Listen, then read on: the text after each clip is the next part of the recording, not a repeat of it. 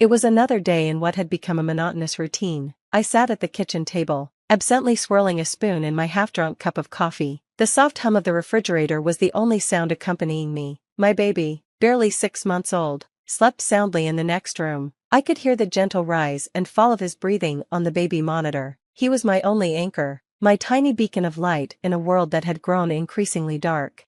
David, my husband, was upstairs packing for a trip to visit his parents. A trip I had no desire to take. The thought of being stuck in a car with him for hours, pretending we were a happy family, filled me with dread. Things between us had been tense for months. His dismissive attitude, his temper, and his complete lack of empathy had turned our marriage into a battlefield where I felt outnumbered and unarmed.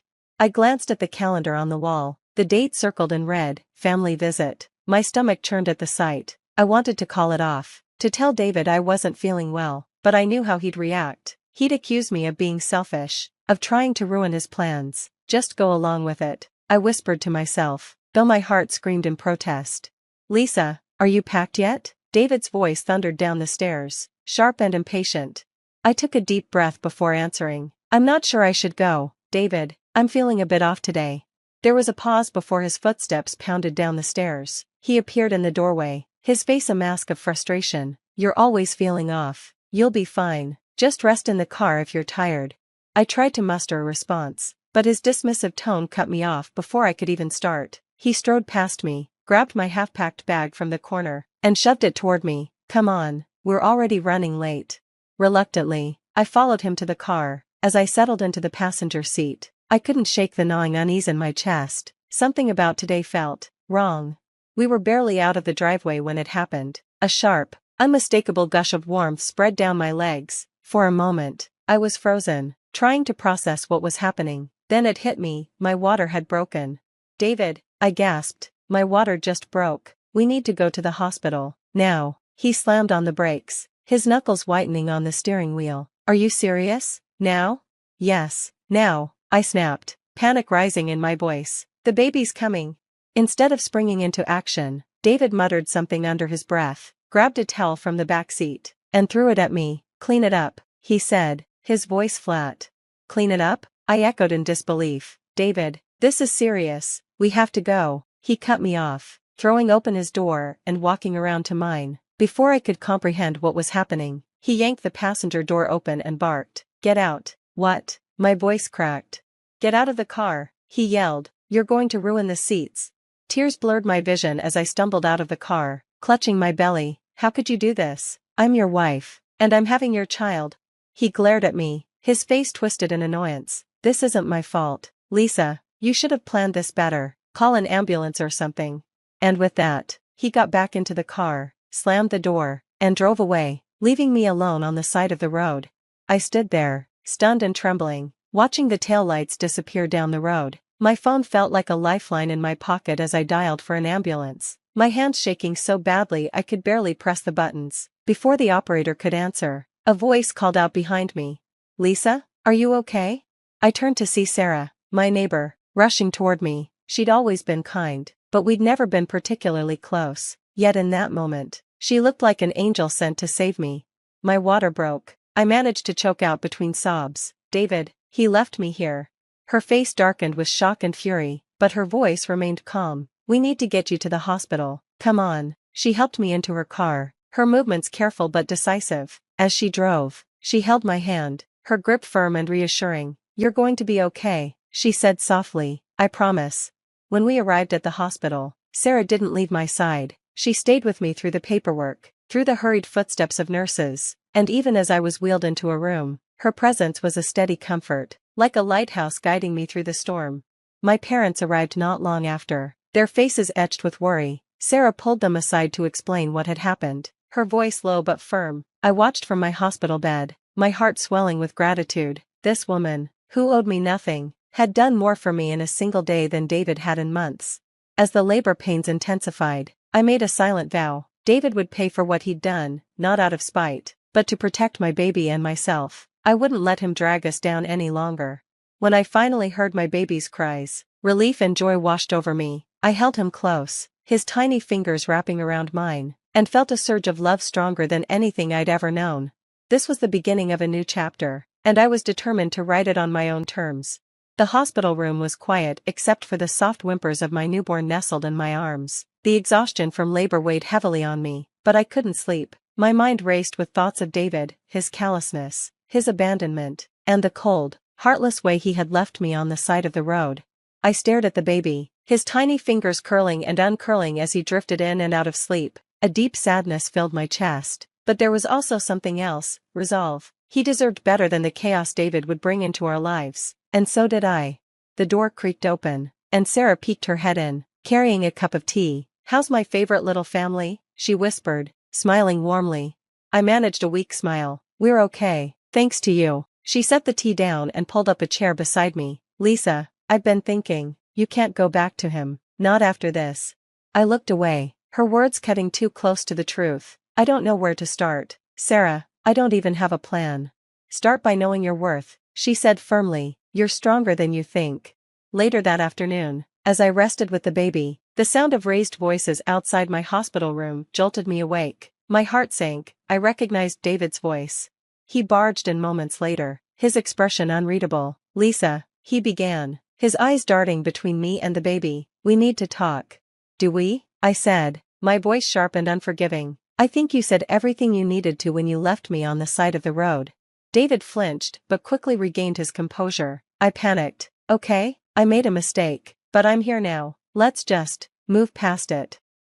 I stared at him in disbelief. "Move past it? David, you abandoned me during labor. Do you have any idea how dangerous that was? What if something had happened to me or the baby?" He sighed, his frustration bubbling to the surface. "Lisa, you're blowing this out of proportion. I came to see my son, didn't I? Doesn't that count for something?"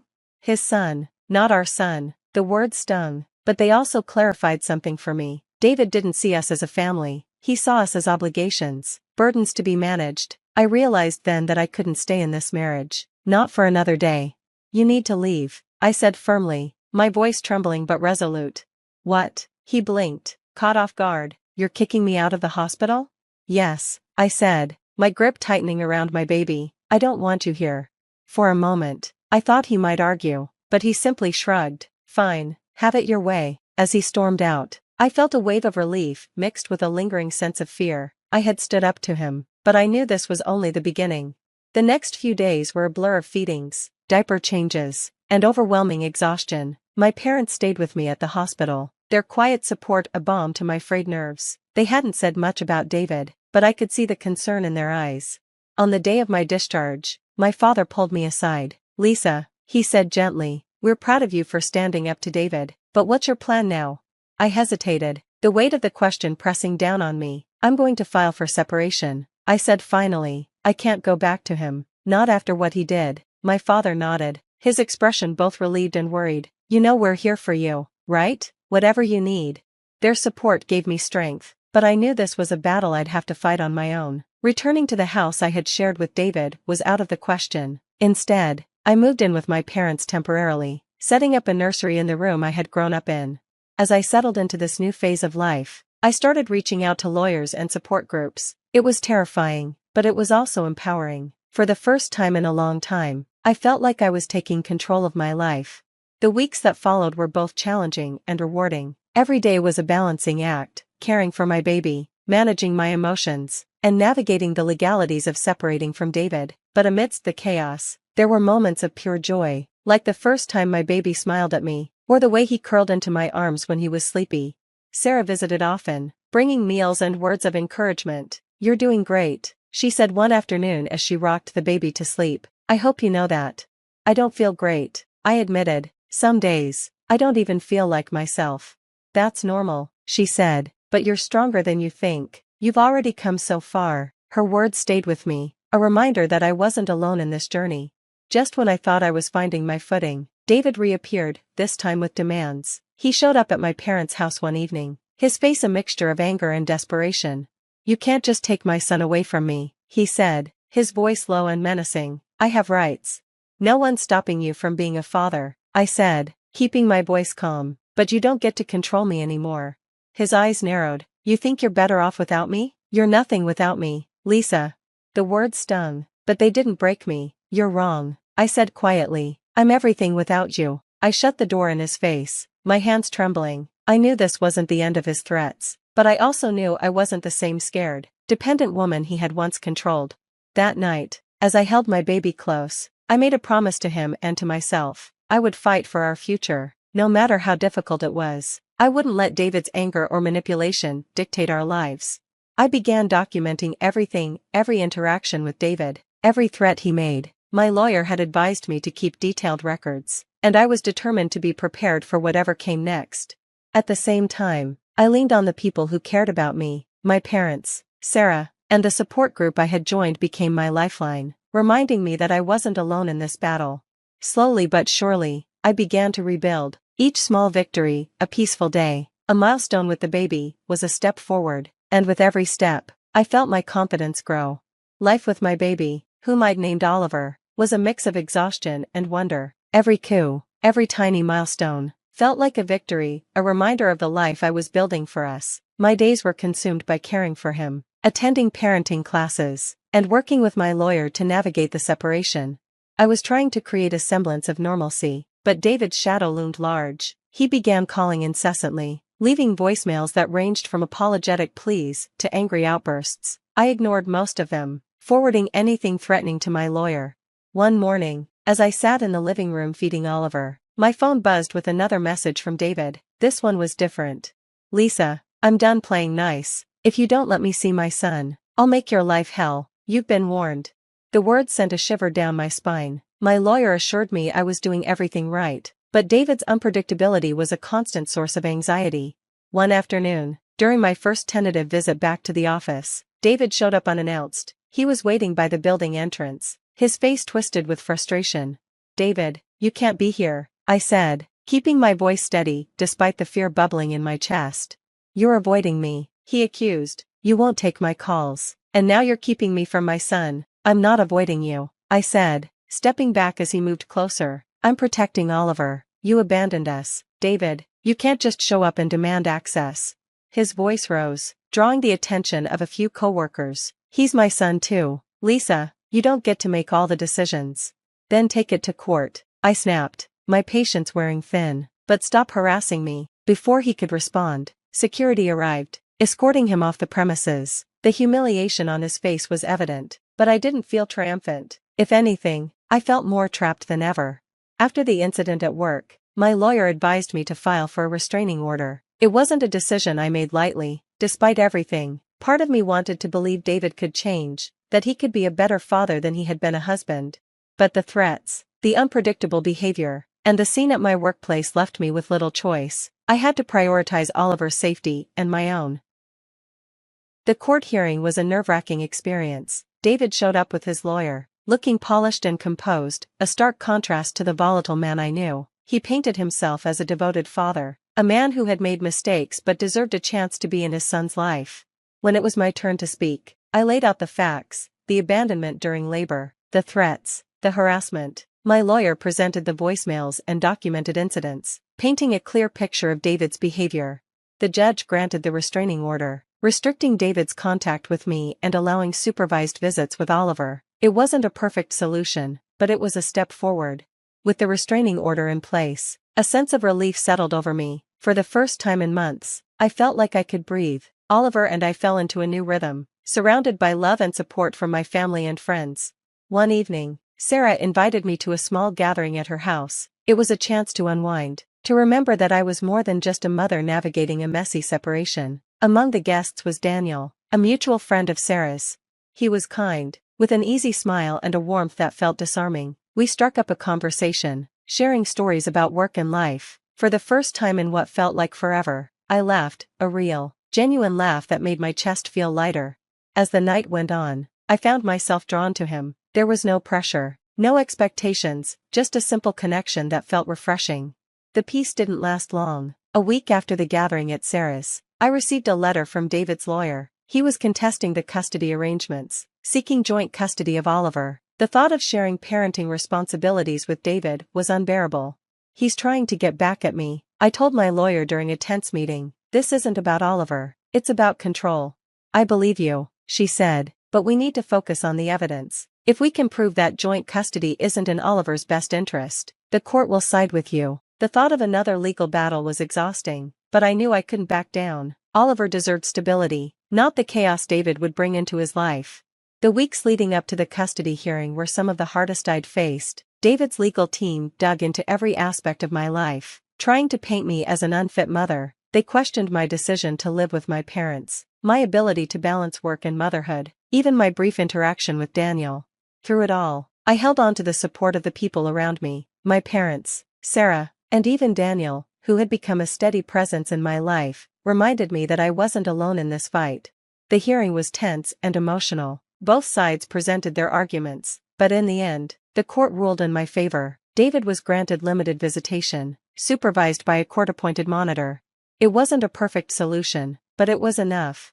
After the hearing, I sat in the car with my lawyer, tears streaming down my face. They were a mix of relief, exhaustion, and gratitude. The fight wasn't over, there would always be challenges, but I had proven to myself that I could stand up for Oliver and for me. When I got home that evening, I found Daniel waiting on the porch. He didn't say much, just pulled me into a hug that felt like home. "You're amazing, you know that?" he said softly. "Oliver's lucky to have you." For the first time in a long time, I believed him.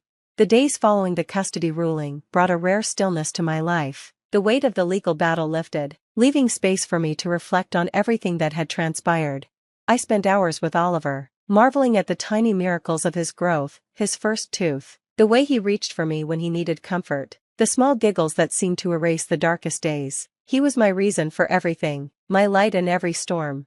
David's supervised visits began soon after. I felt a pang of anxiety each time I handed Oliver over to the court-appointed monitor, but the arrangement offered me a sense of control. I knew Oliver would be safe, and that was enough. One evening, as I rocked Oliver to sleep, I thought about the person I had been before all this, a young woman brimming with dreams, but uncertain of her strength. Life had tested me in ways I never expected, but I'd emerged stronger, more sure of who I was and what I deserved. My friendship with Daniel continued to blossom. He wasn't just a source of support, he became someone I looked forward to seeing, someone who reminded me that joy still existed, even in the aftermath of chaos.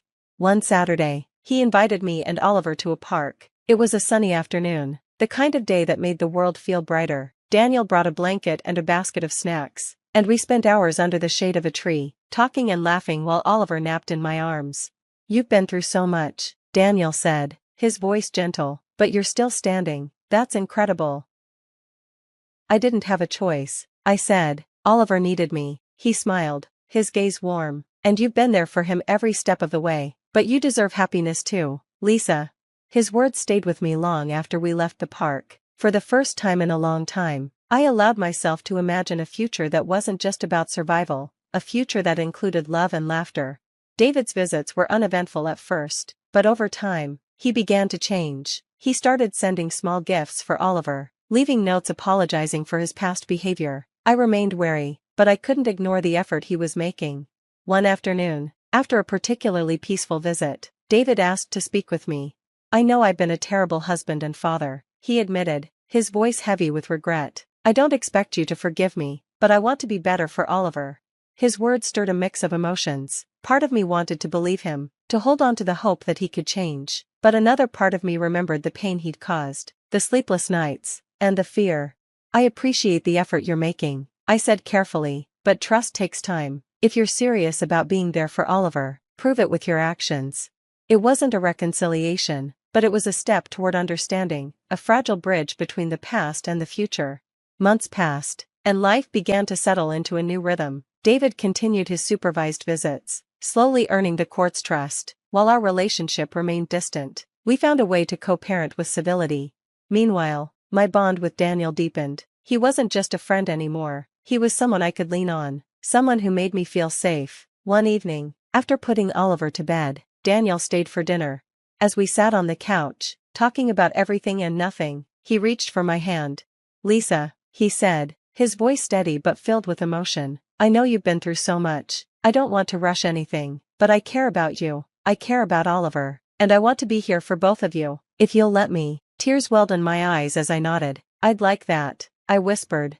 It wasn't a grand declaration or a sweeping romance, it was quiet and real, built on trust and understanding. On Oliver's first birthday, I threw a small party at my parents' house. It was a celebration of not just his life, but everything we'd overcome together. Friends and family gathered in the backyard, showering Oliver with love and laughter. David showed up briefly, bringing a small, thoughtful gift for Oliver, a handmade photo album filled with pictures of their visits. He stayed just long enough to share a moment with his son before quietly leaving, giving me a small nod of acknowledgement as he went. It wasn't a perfect ending, but it was enough. David was trying, and that mattered. Later that evening, after everyone had left, I stood in the quiet house, holding Oliver as he drifted off to sleep. I thought about the journey that had brought me here, the heartbreak, the challenges, the unexpected moments of grace. I wasn't the same person I'd been a year ago. I was stronger, more resilient, and more certain of my worth. Life hadn't unfolded the way I'd imagined, but in its messiness and beauty, it had given me everything I needed. As I put Oliver in his crib and turned off the light, I felt a sense of peace I hadn't known in years. The road ahead wouldn't be easy, but I knew I could handle it. I had my son, my family, and the beginnings of a new love. And for the first time, I felt truly free.